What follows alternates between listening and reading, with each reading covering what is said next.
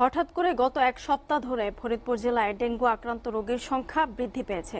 এ সময় ডেঙ্গু আক্রান্ত হয়ে মৃত্যু হয়েছে একজনের। গত 24 ঘন্টায় 23 জন ভর্তি সহ ফরিদপুর মেডিকেল কলেজ ও বিভিন্ন হাসপাতালে চিকিৎসা নিচ্ছেন 80 জন ডেঙ্গু রোগী। এদিকে চলতি মাসে ডেঙ্গু আক্রান্ত রোগীর সংখ্যা মোট আক্রান্ত রোগীর 90 ভাগ। আর এই অবস্থার জন্য সাধারণ মানুষ মনে করছেন ফরিদপুর পৌরসভার ডেঙ্গু প্রতিরোধে তেমন কোনো উদ্যোগ না থাকা, যত্রতত্র ময়লা আবর্জনা ও ড্রেনেজ ব্যবস্থা ভেঙে পড়ায় এ জেলায় ডেঙ্গু চোখ রাঙাচ্ছে।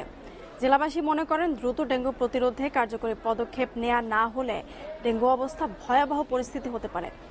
ফরিদপুর সিভিল সার্জন অফিস সূত্রে জানা যায়, গত 24 ঘন্টায় সুস্থ হয়ে হাসপাতাল ছেড়েছেন 23 জন ডেঙ্গু রোগী।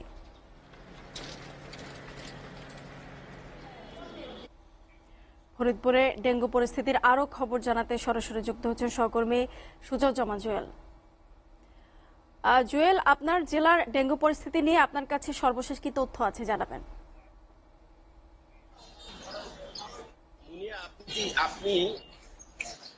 আপনি যেমনটি বলছিলেন, আমি এখন দাঁড়িয়ে আছি ফরিদপুরের সবচেয়ে যে বড় হাসপাতাল, সেই হাসপাতাল অর্থাৎ ফরিদপুর মেডিকেল কলেজ হাসপাতালে, যেখানে কিন্তু ফরিদপুর ছাড়াও আশপাশের 5 জেলার মানুষ কিন্তু এখান থেকে সেবা নিয়ে থাকে।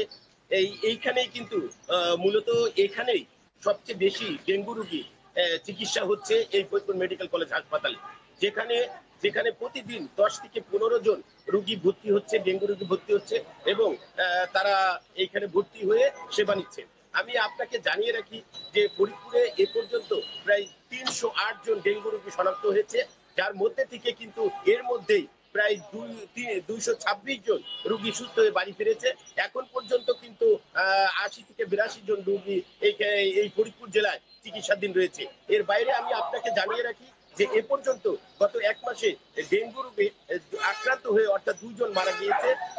এছাড়া আমি আপনাকে জানিয়ে রাখি যে এই ডেঙ্গু রোগের যে গত 1 মাসে যে বৃদ্ধি পেয়েছে, এই বৃদ্ধি পাওয়ার কিন্তু একটি বড় কারণ যেটি বলছেন জেলাবাসী, সেটা হচ্ছে যে ফরিদপুরের বিভিন্ন জায়গায় যত্রতত্র ময়লা ফেলা এবং ময়লা ফেলা এবং ড্রেনেজ ব্যবস্থা ভেঙে পড়ার কারণেই কিন্তু মশাবাহিত যে রোগ অর্থাৎ ডেঙ্গু রোগীর যে বৃদ্ধি, সেই কারণেই কিন্তু বৃদ্ধি পেয়েছে। আমি কথা বলেছিলাম আসলে সাধারণ মানুষের সাথে, তারা কিন্তু আমাকে যেমনটি বলেছেন যে আসলে যে পৌর মেয়র না থাকার কারণে অর্থাৎ প্রশাসক নিয়োগ হওয়ার কারণে এখন সাধারণ মানুষের যে চাহিদা, যে আকাঙ্ক্ষা, সেই জিনিসটি কিন্তু পূরণ হচ্ছে না। অর্থাৎ প্রশাসকের কাছ থেকে কিভাবে যাবে, তার কাছ থেকে কিভাবে সেবা নিবে, এই বিষয়টা এখনো সাধারণ জনগণ বুঝে উঠতে পারছে না। এছাড়া আমি কথা বলেছি সিভিল সার্জনের সাথে, তিনি আমাকে বলেছেন যে আগামীকাল থেকেই তারা পৌরসভার যে প্রশাসক আছে তার সাথে সমন্বয় করে এই জেলায় ডেঙ্গু প্রতিরোধের ব্যবস্থা তিনি নেবেন, এমনটি জানিয়েছেন। এই ছিল আমার কাছে ফরিদপুর মেডিকেল কলেজ হাসপাতাল থেকে ডেঙ্গু রোগের সর্বশেষ খবর। চলে যাব মুনি আপনার কাছে স্টুডিওতে।